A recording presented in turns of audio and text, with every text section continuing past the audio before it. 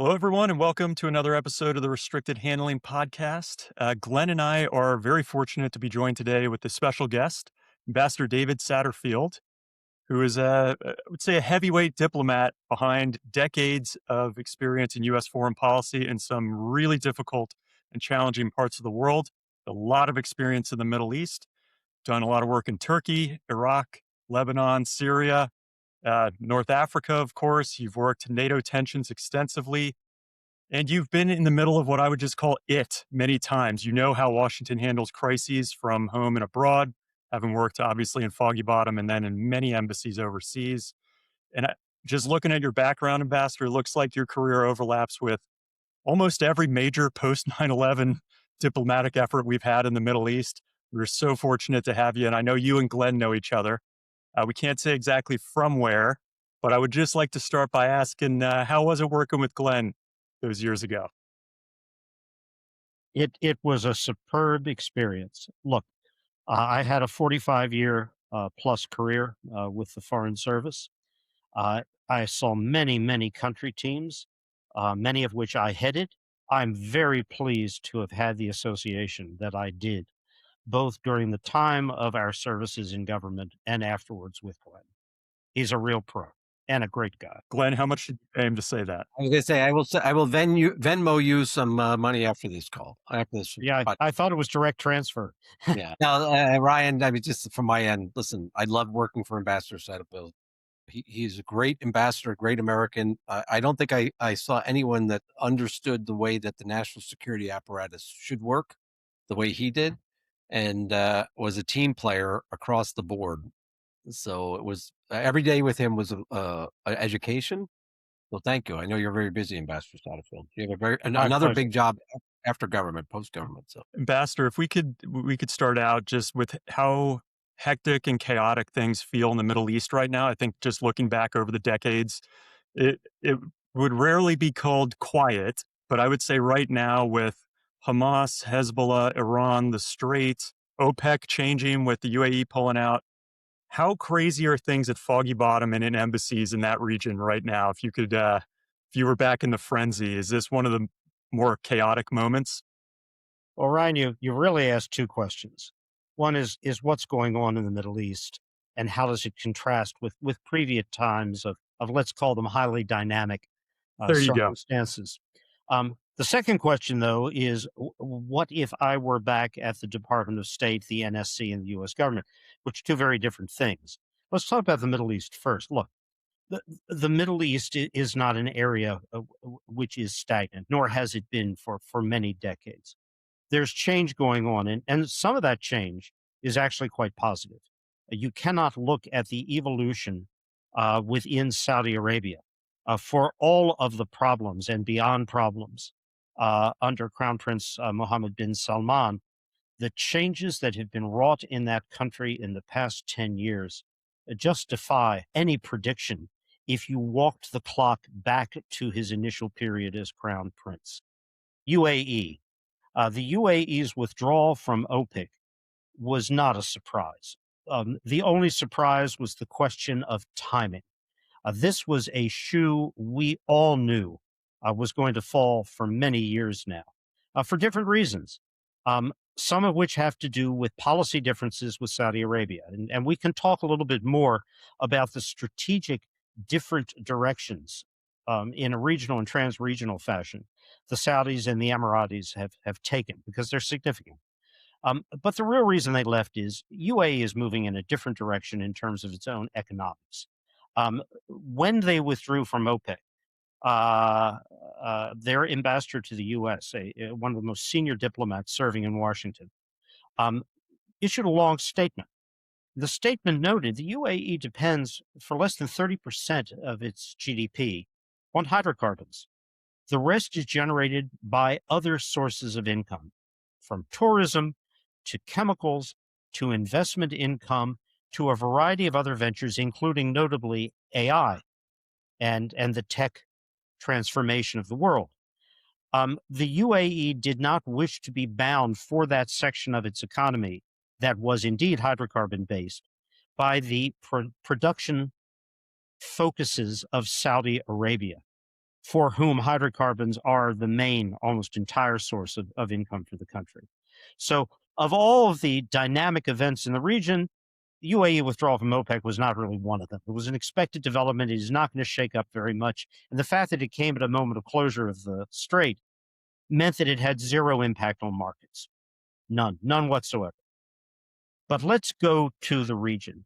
Look, for all the positive dynamics that have been at play in the region, I'll include the Abraham Accords, the coming out from behind the curtains under the table of what had been long-standing Gulf and other Arab relations with Israel, usually in the intelligence and security area, now overt and political and formal. Very positive step.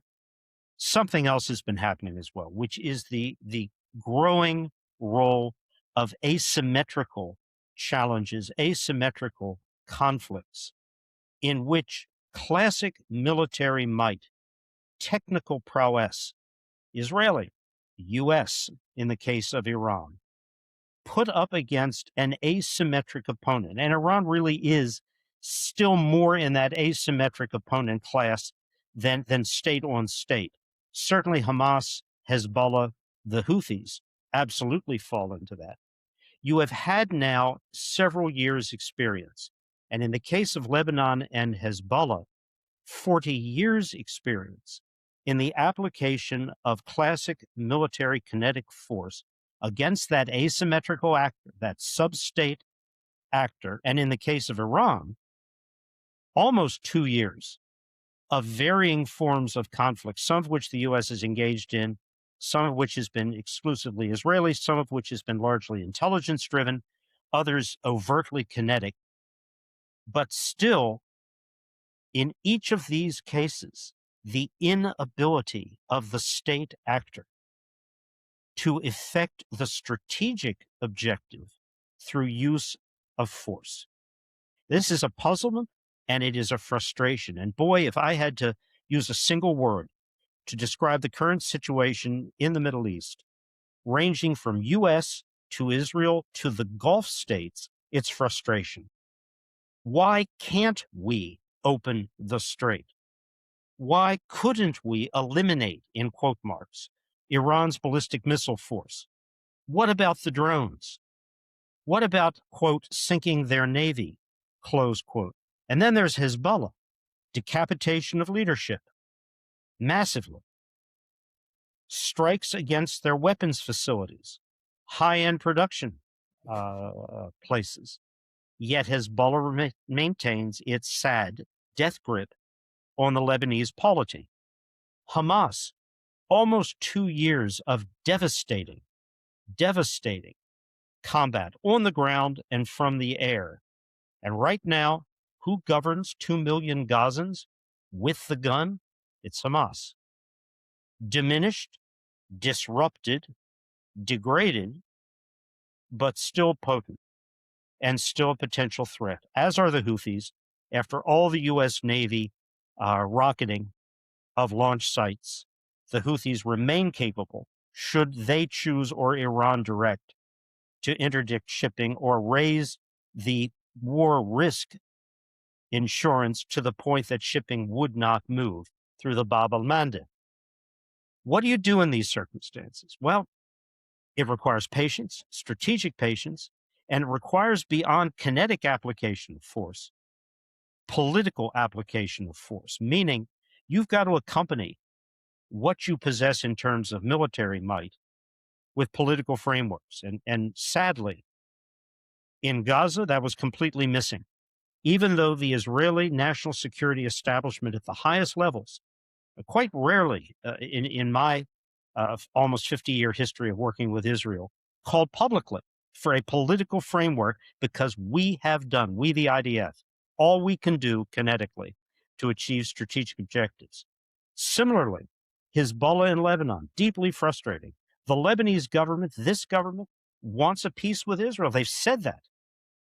There's no hidden message there. They want a peace, not just normalization. But Hezbollah maintains its grip. Hezbollah threatens their lives, the lives of Lebanese, as it has done in one incarnation or another for 50 years. How do you break that? There are political ways to isolate Hezbollah, but to go at it frontally, ground occupation, strikes on infrastructure, destruction of housing, doesn't take you there. And then we come to the great problem of Iran. Look, I hate to be reductionist, but I will be. And you can come back at me on this from any direction you want. I'm perfectly susceptible to other persuasive argumentation here. I was not a fan of the 2015 JCPOA because of the sunset clauses and because it did not address either the ballistic missile program, which was still relatively nascent but threatening at that point, nor did it affect at all Iran's support for the proxies, the Houthis, Hamas, Hezbollah, terror around the world. However, I have come to recognize over the years since that withdrawal was a mistake. Withdrawal was a mistake, and my comments now are going to be echoed by those of the most senior Israeli intelligence community and nuclear enrichment bomb acquisition specialists. It was a mistake because it shortened the window, shortened the period of time that Iran would have required to build those centrifuge cascades to enrich beyond the 3.67 levels of the JCPOA. That's radioisotopes for medicine, as well as a civilian nuclear program. Iran does have a nuclear reactor in Bushehr that's under construction. It shortened that. And in doing that, again, I'll quote the Israelis, it chopped 5 to 8 years off of the period we had to adapt to other protective measures in the event Iran went to an enrichment program or a device acquisition program. And that latter had not been pursued by Iran, hasn't been pursued by Iran since 2003, based on what I believe are still current U.S. assessments. We lost that window. That was the first mistake. The second mistake was February 28th, to go into a conflict with Iran. And the decision, let's be clear here, was the president's.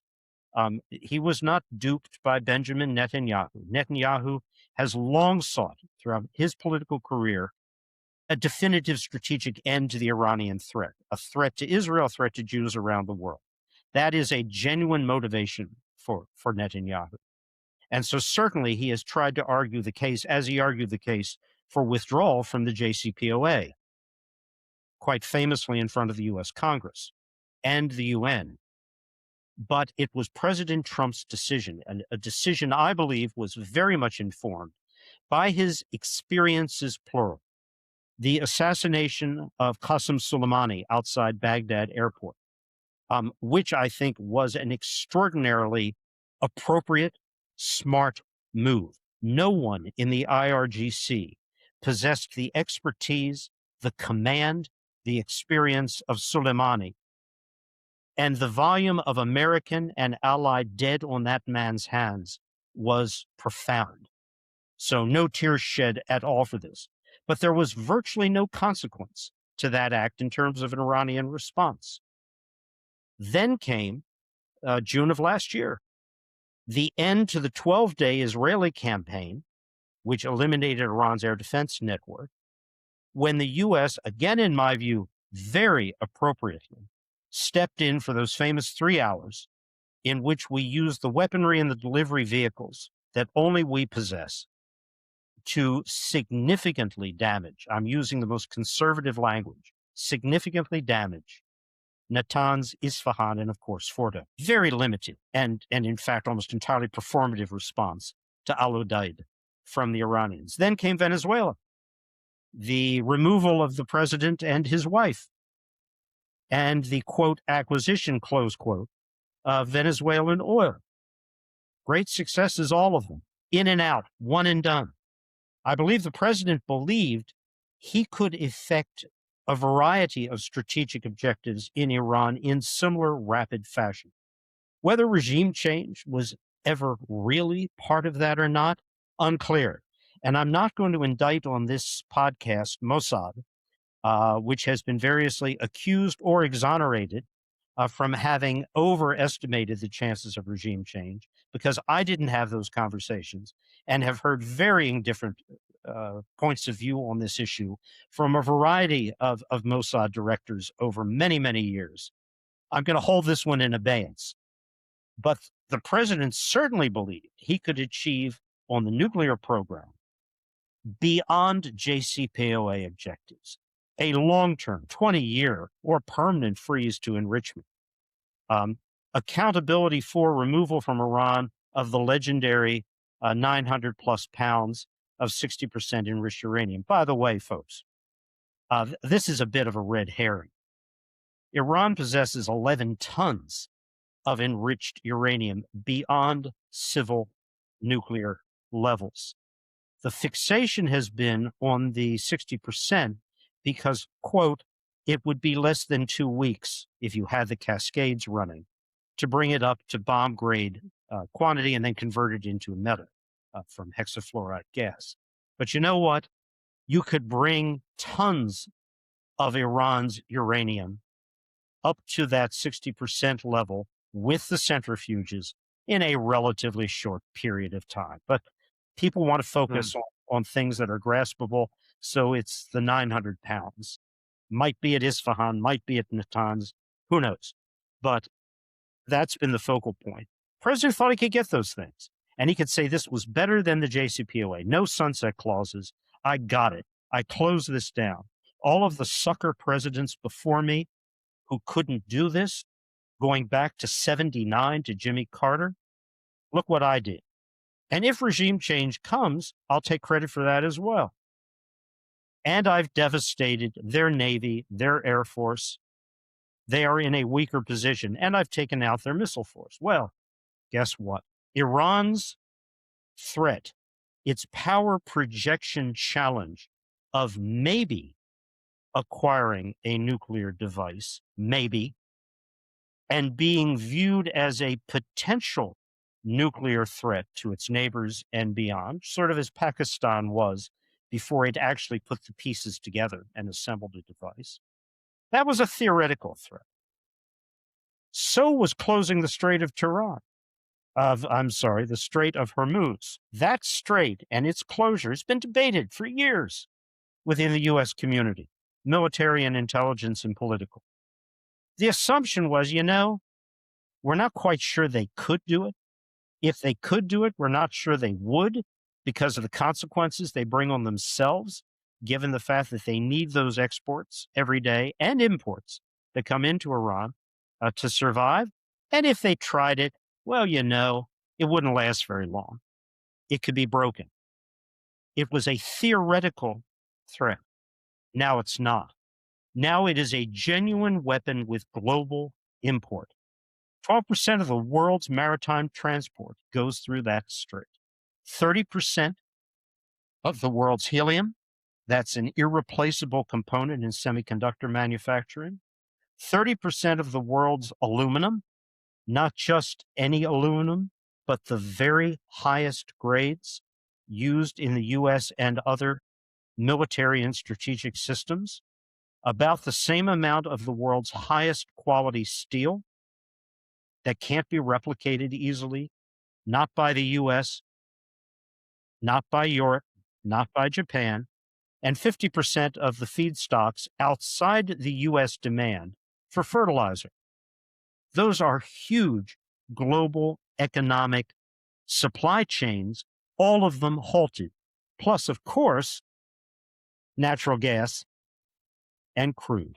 30% of one, 20% of the other. Iran has demonstrated they can and they will close it. They can keep it closed. And the U.S., in the Iranian Parsi phrase, can't do a damn thing about it. Now, why is that? How could that possibly be? Because the threat doesn't require a tanker to be hit. It doesn't require a plastic limpet mine carried by an inflatable Zodiac boat cruising along at high speed at wave height, difficult to detect. Doesn't need any of that. It's the threat that it could happen that resulted in the dropping of war risk insurance and the refusal of shippers to move their vessels through the strait. That is the situation right now. How about those other fronts? Nuclear program. Well, the nuclear program has been hit hard. There's no question about it. Has it been set back further since February 28th and was the case last June after the U.S. bombings? Doesn't appear to be the case. What about missiles? Well, there was a known unknown here in Don Rumsfeld's famous term. We didn't know how many ballistic missiles Iran had. We sure didn't know how many drones they had. And we knew that. What has been the impact of the massive campaign? Tens of thousands of strikes on at least 10 to 15,000 separate targets?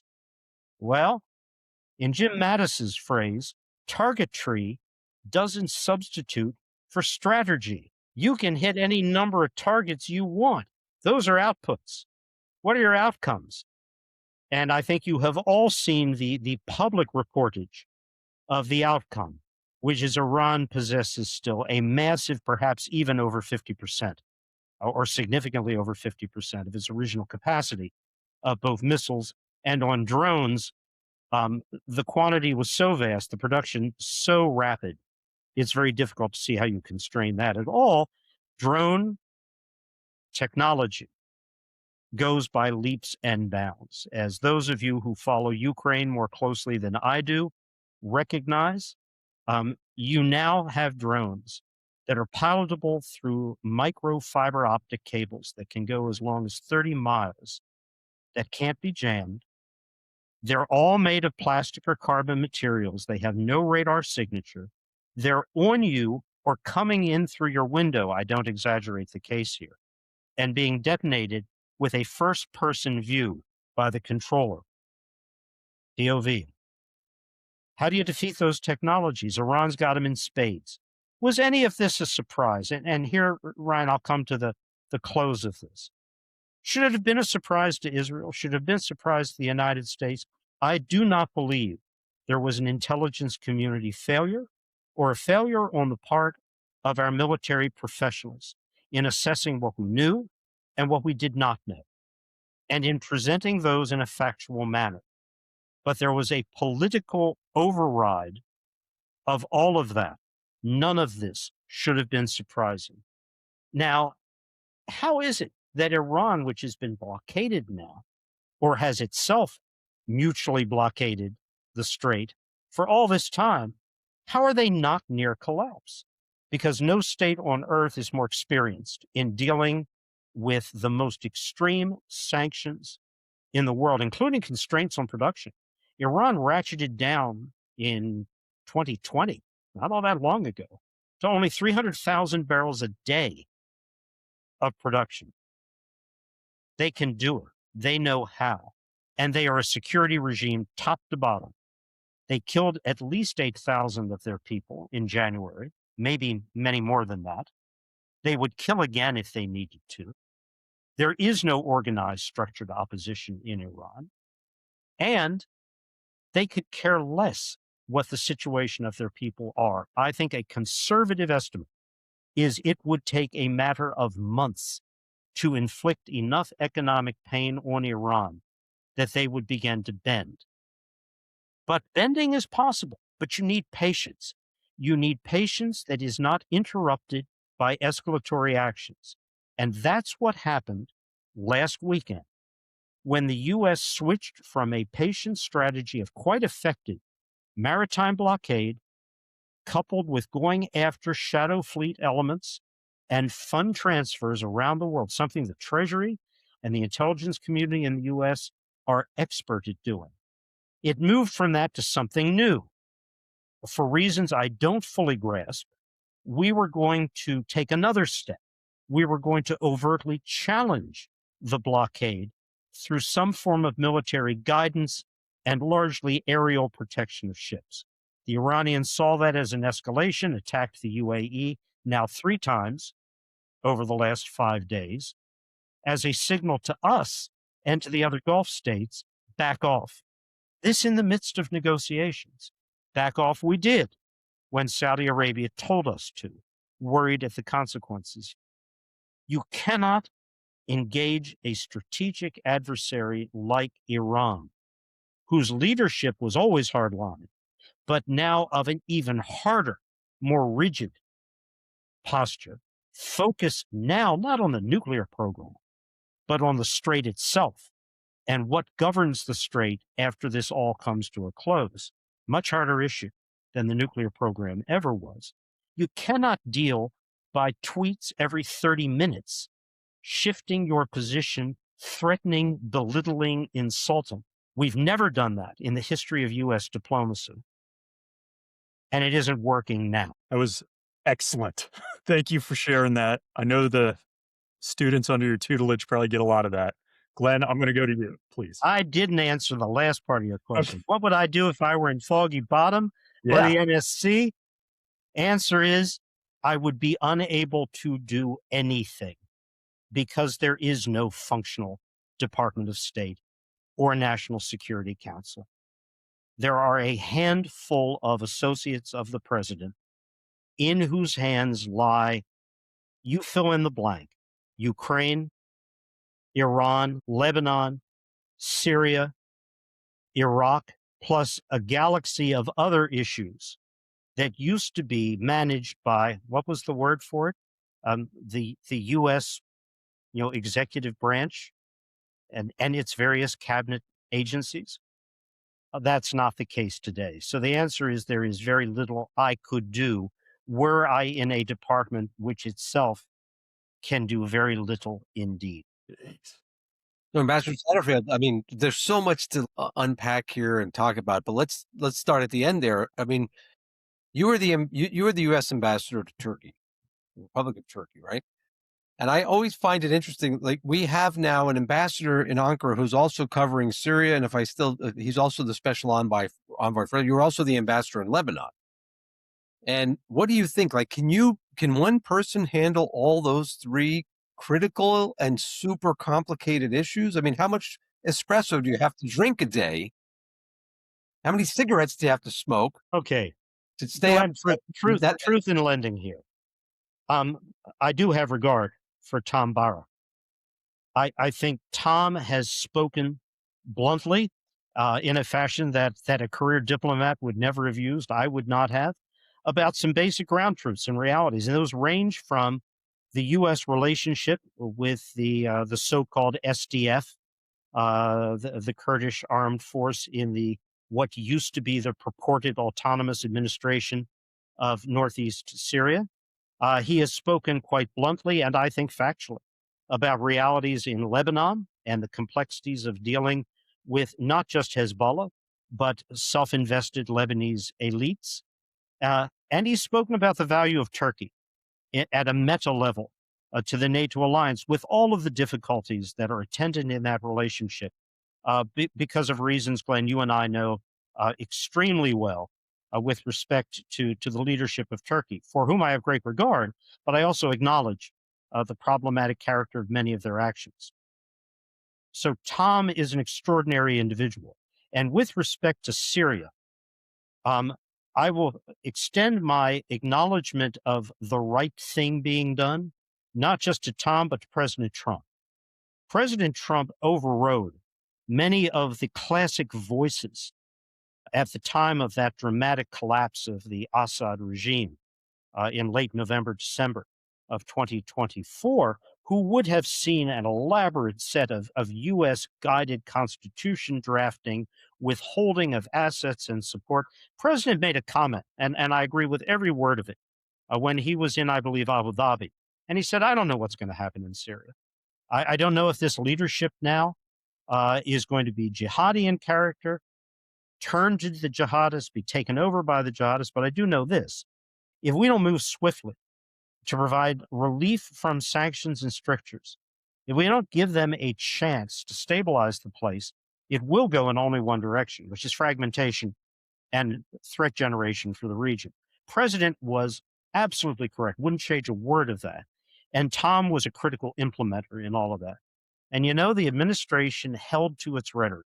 We did remove all of the executive branch and then legislative, the Caesar Act, restrictions on Syria. It was the right thing to do, as was the extraordinarily, and to me, surprising in a positive sense, smooth working out of the fate of the Kurdish entity in the northeast of Syria and its allied forces. It did not come, as I expected, with Kurdish forces in Kobani, with Kurdish forces in Kamishli, Heseke, fighting, dying. It didn't. It came out in an extraordinarily peaceful fashion. There are reasons for that, but some of it was Tom's diplomacy backed up by the president. So I give him credit for that. As I give credit to Jared Kushner for his work in the previous Trump administration on the Abraham Accords. Strong supporter of that. And Jared did things which no conventional career diplomat could have done. So credit where it's due. But you asked Glenn, can one person manage all of these different issues entirely? No. No, they can't. They really can't. You need embassies. You need qualified country teams. You need a backup in the Washington environment, which isn't just intelligence and military. You need a functional State Department at all levels, and you need a functional NSC. To strip down the bloated NSC, which grew after the second term of the Clinton administration out of all conceivable proportion to its actual tasks? Absolutely. I'll raise my hand in support of that. The George H.W. Bush NSC, which is what Bill Clinton inherited in his first term, had 72 people total, including technicians, administrative staff, secretaries. It grew to the hundreds, the many hundreds, packed like sardines into the old executive office building. That was too big, too small to be the government of the United States, too big to be an advisory group for the president. So if you want to cut there, absolutely, but you cannot eliminate it. It is supposed to present a variety of views to the president. It is supposed to articulate what are at times differing positions of agencies. You're not getting them. Yep.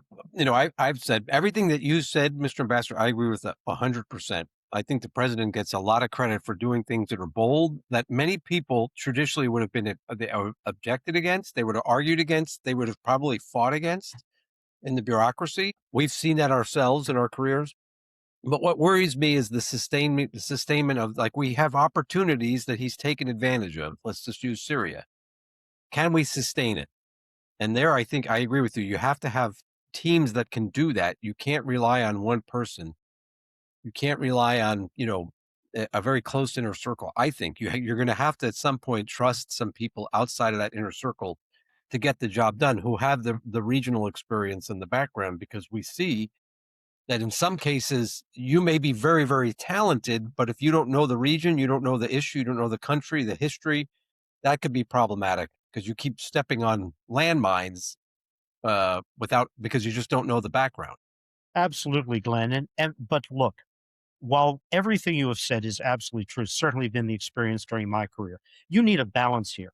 You need a mix, whether it comes from career foreign service or career bureaucrats, Treasury Department, others who are capable of thinking outside the box, who are not bound by their or others' prior experiences. And this is a powerful challenge. It certainly is for all of us.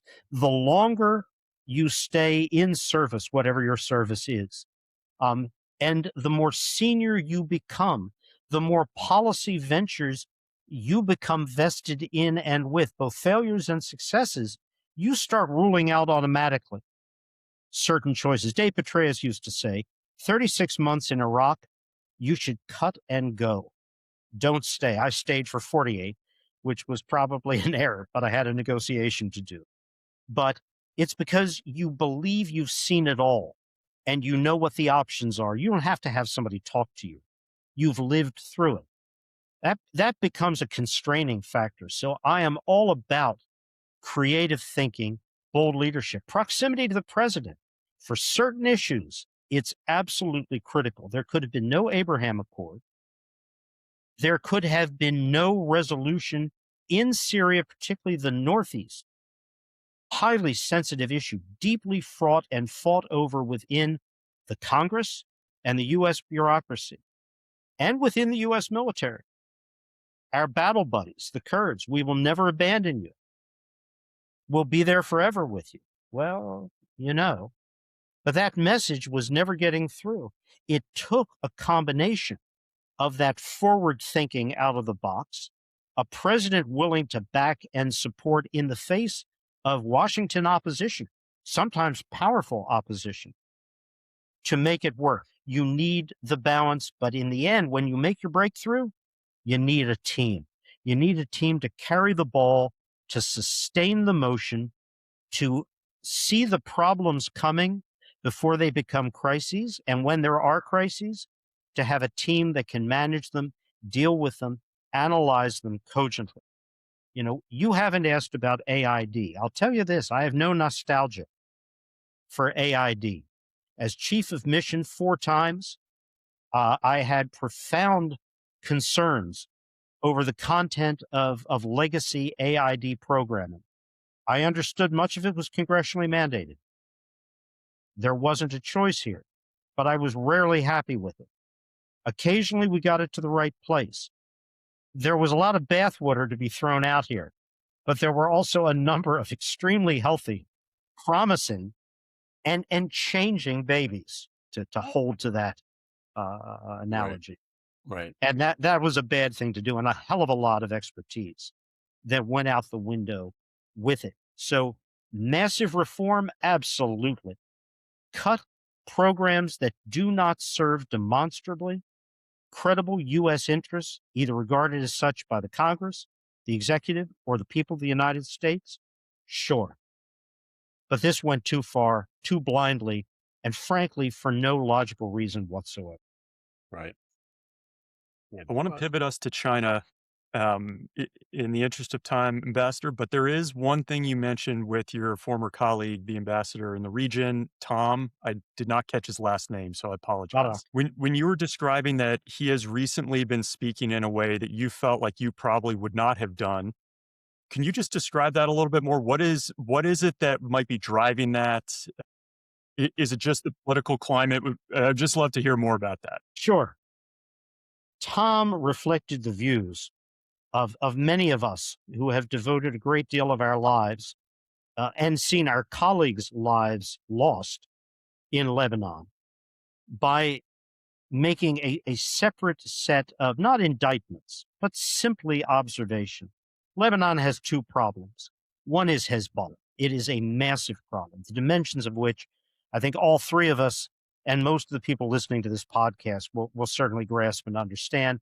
Goes back to 1982, at least, to Islamic Amal, Hezbollah's cover, before it declared itself openly. But the other problem, Tom said, is the Lebanese elites. It's the Lebanese themselves and their unwillingness to give up privilege and confront national responsibilities if it means any form of sacrifice. Well, Tom, bravo. It is what all of us know and understand. But no ambassador ever speaks that way, at least while they remain ambassador or desirous of having a continued career dealing with Lebanese. So I applaud him for that.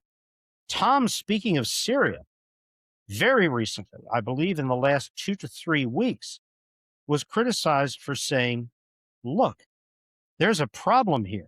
Problem is indeed the conduct of the Syrian regime or its inability, unwillingness to constrain other elements, Bedouin, some other jihadi, foreign jihadi groups present, but it's mainly a Bedouin issue, targeting Druze communities in southeast Syria, in Sueda. Says that's a problem, and it's a Syrian problem, but there's also an Israeli problem here. He's vocalizing this now, and you're saying this probably wouldn't have happened in the past. Is it frustration? Is it just... It is that Tom does not feel constrained by the classic factors which govern all of us. Okay. As I think Tom would say, you're unhappy with what I've said or I'm doing, so fire me. Love it. All right. Ambassador, it's good to be a billionaire. So fire me. This is great. As we were hitting record, we had asked you, if you were advising the administration, they're coming up on this fairly significant trip to Beijing soon. Next How week. would you advise the administration? Would just love to get your take on that so people can hear this interesting perspective. I'll respond in two different ways. First is contextual.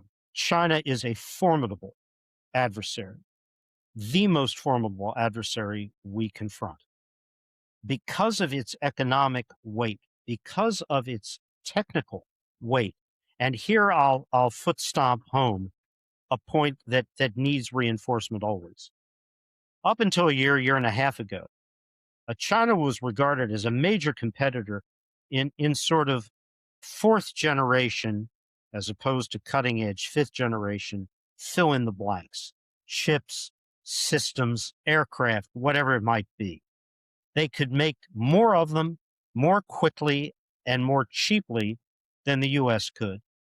And they had better marketing, but they couldn't do fifth generation. We got a wake-up call when Deep Sea was suddenly sprung. Guess what? China is at fifth generation capacity. It's education of hundreds of thousands of individuals who have material, applied, or process ahead of their specialty. Engineering, chemistry, physics. They've taken over a field now where the U.S. has lagged, which is educating people for cutting edge work and then educating them for the production facilities to move them out at high quality, at high speed, and cheaper than can be done elsewhere. China is formidable. I'm less concerned, frankly, about the South China Sea threat. I think that is largely power projection and performative rather than an indicator of intent to fill in the blank. Invade Taiwan, blockade Taiwan, take other action against the Philippines, Vietnam, South Korea, Japan. I'm most concerned about the competition, which is very much of an adversarial character, at a technical level, at an industrial espionage level, which is extraordinarily sophisticated and global in its scope, and China's ability to establish itself with access to possession of critical minerals, rare earth elements globally in a campaign that began a long time ago and where the U.S. is playing catch up and not playing it all that well. Not everywhere China is active around the world requires the U.S. to intervene. Some of it is purely performative. I don't care if they build a sports stadium or a Ministry of Defense in countries X or Y, because you guess what? The facades are going to be falling off in about 7 or 8 years. And China doesn't do things for free. There's a price tag attached to all this stuff. But I am worried where they attempt to expand a presence which threatens infrastructure, which threatens our or partner national security networks or public networks. That worries me greatly. Port facilities and the acquisition and control of those critical minerals, rare earth elements. That's a worry as well, the strategic character. Shaping presence. We didn't want Saudi Arabia, Ryan, to go the way of the UAE, where we had to move heaven and earth to get the UAE to block and unroll a very significant Chinese security challenge to the United States and to our partners. It took quite a lot of pressure to do that. We didn't want Saudi Arabia to ever be in that place. And so that famous U.S. Saudi deal you've all heard so much about, it's not really about normalization with Israel at all.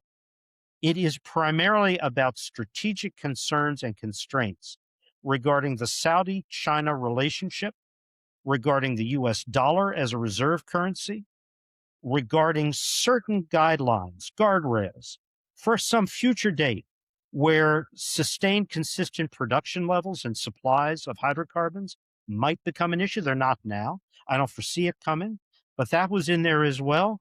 But the Saudis wanted two things out of all this. They wanted an indigenous nuclear enrichment program, but they weren't willing to sign up to a 1-2-3 agreement or an additional protocol. We substituted for those the most intrusive U.S. direct presence in that system, start to finish, that's ever been done anywhere. Mhm. And we would acquire the fuel when it came out because, by the way, we need it because we're not getting it from Russia anymore for U.S. nuclear needs. To make all of that hold together, they wanted a treaty level, Pacific style South Korea, Japan, security treaty pledge, not an executive agreement worth the paper it is or isn't signed on. They wanted a Senate binding commitment. To get that Senate vote, we needed normalization with Israel. So I've just unwrapped for you what is often misrepresented in the press. This was about China almost all the way down the road, including the dollar as the reserve currency. So, how do you negotiate with an adversary like this? You know going in what your toolbox contains. Your toolbox contains a full awareness of your vulnerabilities and Chinese vulnerabilities, of where their power center has worries and concerns, where you've got worries and concerns. China's not a titan bestriding the earth. It'd like to be seen that, but it isn't. It does have weaknesses, partly because of its presence in the global economy and its massive holding of U.S. Treasury paper. It cannot damage the dollar without basically shooting itself in the head, not just the foot. You got to understand that. Then you have to understand your market tools. The Chinese are market rule violators, massively. That's what the 301A trade barriers and 301E labor related, read Uyghurs forced labor here, trade provisions are built upon. But guess what? To use 301 authorities, which are a great tool, powerful as hell, you need to build item, issue, process, case specific argumentation. You got to get it vetted through the ITC, and then you can go to town with this stuff. You can put any kind of reciprocal tariff in place you want, and it is solid as steel. But it requires, Glenn, a professional team at USTR and at Commerce and Treasury and State to build that case, get it through, vetted, and then apply it. And you got to be patient with it. Hell, we used these with the EU for years, and we eventually broke through. And that was with the EU partners, much less China. This administration has shown no interest whatsoever in building or having the patience to build and then execute these kinds of classic reciprocal tariff cases. None. And I question whether the expertise to even do it still exists between USTR. Now, I have no case for the Biden administration on international trade whatsoever, but at least they were open. They didn't want to engage in any international trade negotiations because the putative damage to the, quote, blue-collar factory worker, close quote, in the United States. Well, how did that work out in terms of electoral outcomes? So I'm not defending or justifying one administration. Deep problems with Biden on these issues, huge problems with Trump. So China, what would my recommendation be? Don't go. And that's not a trite answer. Don't go. Mr. President, you are at a disadvantage already because of your mercurial flip-flops on tariffs when they apply to China. The Chinese believe they have you on the run, that they can convince you not to impose those types of tariffs, which now you have more and more limited, thanks to the courts, authority to use. You know, the original authority he cited was struck down. Now the 122 authority was struck down, no surprise. What's he got left? 301. But that takes a legal case to be built. That's part one. Don't go until you're set. You know exactly what your tools are and what you're going to get and what you threaten them with. Point two, the timing. The Iranians right now have you caught in this frustrating stalemate. They know, the world knows, you want to make your way out of this. The Chinese want an end to this as well. Believe me, they want to see this end. They had a 120-day stockpile of crude and an unknown quantity of natural gas, but enough. But they're still now drawing down that. That may be half gone. They've brought in a lot off of floating Iranian shipments that were on the high seas when the blockade began. But in time, this is going to be exhausted. They want an end to this. But they think you're vulnerable, Mr. President. They think the clock is ticking against you. And their advantage is you don't need to buy another confrontation in the global marketplace. You're about ending these confrontations as quickly as you can. They will take that and they will go to town with it. So you tell them the timing's not right. And by the way, your pressure on Tehran to restore the status quo ante February 28th is what really needs to be done right now. We get the strait reopened on that pre-February 28 basis, then we can talk about trade issues. Don't be in a hurry. That would be my advice. Because I want to see him succeed. China is a violator, huge violator. But you got to go after this in a prepared, careful fashion, not based on 3 a.m. in the morning tweets on X. Great point. So, Ambassador Satterfield, speaking of tweets, the president has announced that the Russians and the Ukrainians have agreed to a 3-day ceasefire over the Victory Day celebration in what would be the former Soviet Union. What is your assessment of this ceasefire? You think it could lead to something greater, or you think this is a ploy or something just Putin wants because he's afraid his traditional 9 May parade will be ruined by the threat of Ukrainian drones? What do you think? Glenn, you know this far better than I ever can. But Putin's already got a problem with his May 9th Great Patriotic War parade.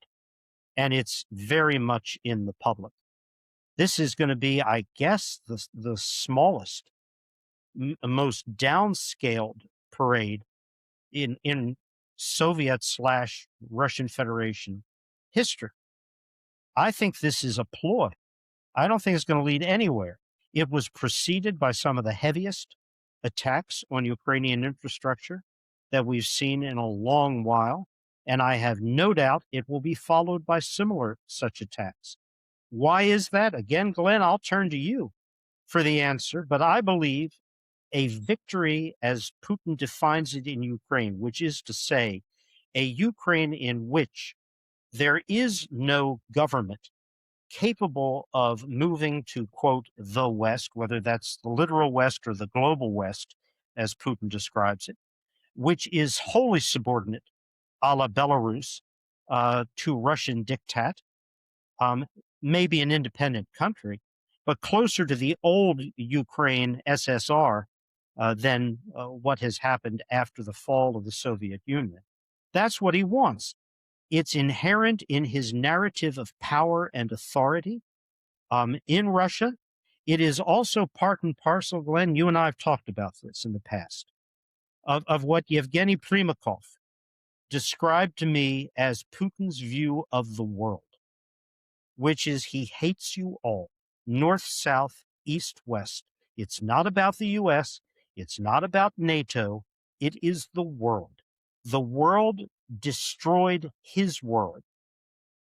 This mid-grade administrative KGB major, not a spy master, as the legend has built, forced him out of his station, forced him into a period of doing things which he did very cleverly and very well to ascend to power. But then the world, in his view, deliberately collapsed in 95 the ruble and danced on the bones of the Russian Federation, all to humiliate Russia. Well, he is damned and determined Russia will get its comeuppance under him. It's not just a narrative of power in a sort of transactional fashion. He genuinely is out for blood. And Ukraine is part of it as he evokes not Lenin, quote, the bungler, close quote, but Alexander II. Right. Yeah, the question for Putin now is how's it working out for him? How's his game of revenge working out for him? And I have to say, I just wrote an article about this. President Trump has an opportunity now, I think, to really put pressure on Putin with the new sanctions package. Lindsey Graham has gotten it ready. My understanding is at least 80 members of Congress have signed on to this. And the president, in my own opinion, just needs to move forward and stop allowing Putin to drag out these negotiations, these ceasefires. I mean, I think we all would love to see peace. We'd all love to see this war come to an end. Putin is not going to stop fighting until he sees that there are serious consequences for him. The consequences are beginning to build up, but I think we need another, my own assessment, push from the U.S. and sign to the world that we're done listening to Putin's narrative on this. That they're not. But Glenn, I agree with you. I agree with every word you have said. But that gas station with nuclear bombs, as John McCain famously described Russia, it has just gotten a huge shot in the arm. There is one country on the face of the earth that has benefited, start to finish, from the closure of the Strait of Hormuz, and that is Russia. No more heavily discounted oil and gas. They're getting premium prices for it. This is a gift that just keeps on giving. Putin would like to see the strait closed forever if he could, because of the gains to the economy. So right now, he has gotten a very unhelpful reinforcement. But the real question you're asking, Glenn, is what will Donald Trump do? And I cannot answer that question. I still believe the president, by his own wording, sees Zelensky as a weakling, a loser in a world he believes is divided into killers and victims. Putin's a killer. Zelensky's a victim. Why would you support another loser? For all the reasons you and I know, that is absolutely the wrong logic from a strictly U.S. America first standpoint, much less America, NATO, the Allies standpoint, or a moral standpoint. But I don't know if his thinking has shifted on this. I really don't. Yeah, neither do I. The one thing I don't understand is how can you argue that Ukraine is a loser in this? Because if you remember, you go back to December when we were or U.S. officials were telling the Ukrainians, make a deal now because the front's going to collapse. And actually, since then, the Ukrainians have taken back territory. And the Ukrainians will tell you, like, they're not on the roll to Moscow tomorrow. They don't have the resources to do that, but they are holding the line. They are fighting a very, very valiant fight. And the president himself has said that they have been incredibly courageous and very good at what they're doing. So Glenn, I can't answer because all of this lies within one man's view of the world, of himself, and decisions. But I will say this. I see in Ukraine and in Iran apposite, not opposite, apposite cases. To the president's consternation, Zelensky and Ukraine, like the IRGC hardline leadership in Tehran and Iran itself, have demonstrated agency. They have shown will and capacity to stand up despite rhetoric, despite kinetic action. They're challenging. That is something I believe the president finds extremely difficult to deal with. Glenn, can I fire a question at you? And we'll wrap up here shortly, Ambassador. And it's back to the May parade topic. There was a report in the past 2 days of a leaked GRU document suggesting that Russia was going to send something north of 5,000 drones, including FPV drones, to Iran that would aid them in holding out today. Separate from that, just looking at what's going on in Russia with Putin really wanting this ceasefire, initially suggesting it would be unilateral. Sounds like announcement that you just mentioned was a 3-day ceasefire that's going to take place. when you're advising the Ukrainians, and I know this is a tactical question and I'll sound crass, but I think it's more illustrative of a broader concern. Would you advise them to attack on that day from a propaganda standpoint, or is that entirely counterproductive to what they should or could be doing? Well, to be clear, I wouldn't advise the Ukrainians because I think that they're much smarter than I am. That's what I've seen. I Okay. think they don't need a lot of advice from Americans. I think, now, if you ask me if that would be a good idea, now, no, because it would look bad for them. And, the Putin is going to sell this. The Russians are going to sell this is that, Putin and Trump had an agreement for a ceasefire. Putin's being, a good guy by saying, I want a ceasefire. Of course, he wins more in this. The Ukrainians aren't going to have, they have a different view of May Day, the Victory Day parade. Even though many Ukrainians died fighting, they have a whole different a view of this. And, for the Russians, it's a big, big celebration. And as Ambassador Satterfield said, this is going to be the smallest one they've ever had. There's a lot of security. They're very afraid. They're not going to deploy a lot of the traditional equipment that they deploy for those parades. And I think Putin is also upset because they invite a lot of foreign dignitaries, and many will probably not go now because they're concerned that there will be disruption. So it doesn't look good for Putin, right? He's trying to make the best of this. Propaganda-wise, information space-wise, they'll try and claim that he is doing this because he's a good guy, and he's maybe President Trump agrees that he's a good guy. Zelensky said, and the Ukrainians said a couple days ago, okay, if you want a ceasefire, let's do a ceasefire, but not one day, right? So now, again, the Ukrainians, they're pretty smart. They know what they're doing. What concerns me is that the Russians could very well stage something during that parade, which would include killing Russians. They've done that before at their own hand, and then use that to try and blacken, or undermine our relationship with the Ukrainians, blacken the image of Kiev. And I'm sure the Ukrainians are well aware of that too. And I hope it doesn't happen, but there have been cases in Russian history where the regime itself will use a provocation, which results in the death of a lot of Russians, justify some other action. Ryan, I will just add to this from my understanding of the military picture in Iran. Iran doesn't need 5,000 Russian drones. Russia needs drones. That's why I think it's so surprising. Russia Yeah. needs drones from Iran, and Iran has got them. I don't see the supply line going in the opposite direction. Ambassador, this has been fantastic. I've learned a ton here. Is there anything that you think people should be talking about or thinking about more that might get crowded out with everything going on in the front pages? Great question. The real issue here is not Iran or Gaza or Lebanon. It is, or China.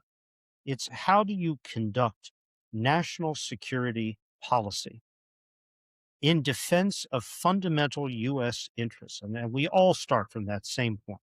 Absolutely. Fundamental U.S. interests. They are first and foremost. Don't need to be told that by any particular administration. How do you best advance them or mitigate harm? Because sometimes that's the best you can do. You cannot move the needle into the green very far, but you can keep it from going further into the red. Look, for 35 years, 45 years after the end of the Second World War, that's where we were. Containment strategy. And it worked. Patience, strategic patience, but you apply force and you apply diplomacy where you see opportunities. But you've got to be consistent. You must be strategic. You must be prepared to acknowledge the enemy gets a vote. Sometimes that vote doesn't mean very much. Venezuela. Sometimes it means a heck of a lot. Iran. And you base your policy and the conduct of that policy on a constant self-correcting manner based upon a professional team willing always to speak truth to themselves and to power. Amen. Yeah, amen. I have just a very personal, selfish question. Of all the rooms you've been in, Ambassador, 45 years, You've probably run up against some amazing, interesting people, some surreal events.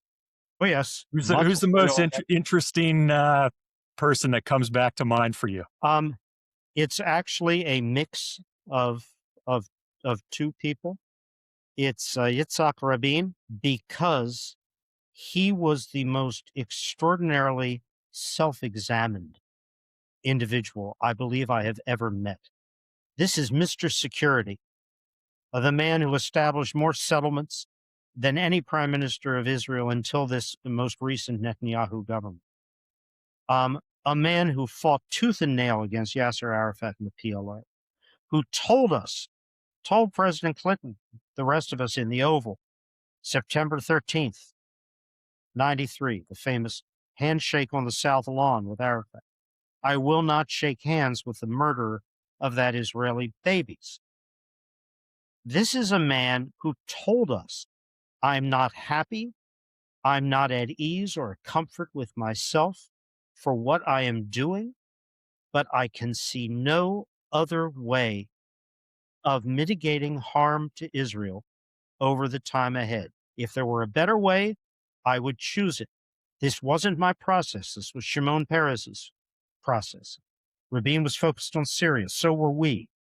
But he could not find. Now, he tore himself to pieces. Wow. But the fact that despite all of this inner torment, he not only could do the handshake, though Clinton had a powerful role in that, but sustained for 2 years that process, which fell apart the moment he was assassinated. That was extraordinary. I have rarely seen individuals with that kind of vision and conduct. The other guy for whom I have enormous regard is Jim Baker. Jim Baker, my boss in a number of different capacities, my fishing pal. Jim Baker combined pragmatism with principle, practicality in policy formation and execution with values. And I think it's that unique combination plus simple personality, not because he was a wonk on every minutia of a negotiation. Of course, he was when he had to enter a room, but it was knowing how to conduct a negotiation, or as he puts it, when to sit down and when to close your briefcase and get up. Both are critical and the highest integrity possible. So Jim Baker is a personal hero to me. I think he is one of the greatest public servants ever post World War II to serve. But he would tell you, don't look at me. Jim Baker is the reason for that. Look at Brent Scowcroft. Look at Bush 41. Without Bush 41, neither Brent nor I could have done what we did. George Shultz at Treasury. Everybody worked together. Extraordinarily talented people. George Bush 41 had skill sets, knowledge, understanding that exceeded that of, I think, any president in modern history. He knew the world and he knew the United States. He knew business. That's a rare combination. Well, we can see, Ryan, I think we have to say that Ambassador Satterfield, you are now the head of the Baker Center, correct? I am the director of the Rice University Baker Center for Public Policy, and I have been since I left Ankara in 2022. It is a great job because I get to work not with academics, but with experts in their field. And those fields go from U.S.-Mexican relations to tax policy, to demographics in the United States and the implication on everything from flood control to civil infrastructure, where you build highways and where you don't, to classic Middle East issues. And of course, energy, and more energy. We are in Houston, the energy capital of the world. That's a trademarked phrase. Glenn, why don't you round us out here? Yeah, I know that. I just say that, Jim Baker, you said, is the great public servant. You were as well. You've done so much for this country in many, many hard jobs. I've seen it, the dedication, the commitment to mission. So the Americans that are following this should just know how much you left on the battlefield for them and your diplomacy was amazing. You're just like this podcast. Like, I learned something from you every day when we work together, and it's an honor to know you. And thank you for taking the time with us today. And Ryan, it's an honor to know you too. Ryan, thank you. Glenn, thank you as always. Wishing you guys a great weekend. The same. Thanks for listening and being a part of the RH community. Would you like to receive the same daily intel brief that Glenn and I read? You can get it at restrictedhandling.com.